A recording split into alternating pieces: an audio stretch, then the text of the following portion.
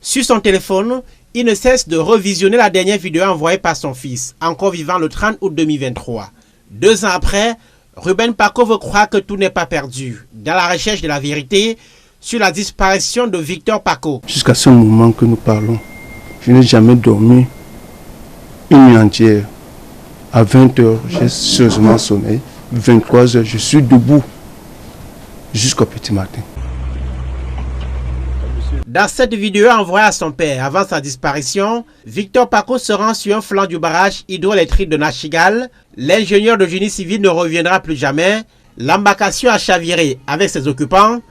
D'après l'entreprise CCN, sous-traitant de Nachigal Hydropower Company, en charge de la construction de ce barrage, le plus important des projets hydroélectriques menés au Cameroun. Je vous dis que jusqu'à présent, où nous parlons, la société ne m'a jamais notifié. Il ne m'a même pas encore notifié. C'est un coup de fil anonyme. Un autre coup de fil m'appelle.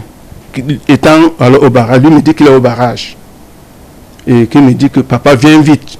Quelque chose veut se passer ici. On dit que Victor s'est noyé. Après une panne de moteur, l'embarcation au bord duquel se trouvent Victor Paco et ses collègues a chaviré alors que les employés sont près d'une vanne d'évacuation du réservoir du barrage. En raison de l'indisponibilité du groupe électrogène alimentant le système de fermeture, l'entreprise n'a pas fermé la vanne. La famille parle de manque de sérieux en matière de sécurité des employés et de négligence dans les recherches après l'accident. D'après les documents du projet, NHPC, dont la multinationale française EDF est l'actionnaire principal, avait l'obligation d'assurer la sécurité de tous les travailleurs. La famille, elle, relève que les recherches n'ont pas été immédiatement enclenchées après l'accident.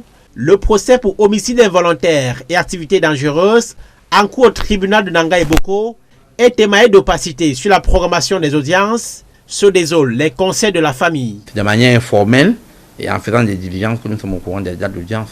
L'État met les moyens pour ça. C'est pour ça que les huissiers vont servir des mandements et se font payer par le trésor public. Mais nous sommes étonnés parce que M. Paco, lui, a un numéro de téléphone. C'est qu'on fait que nous avons des téléphones que jusqu'à présent, les stations ne nous soient pas parvenues. C'est ce que nous décrions. Voilà.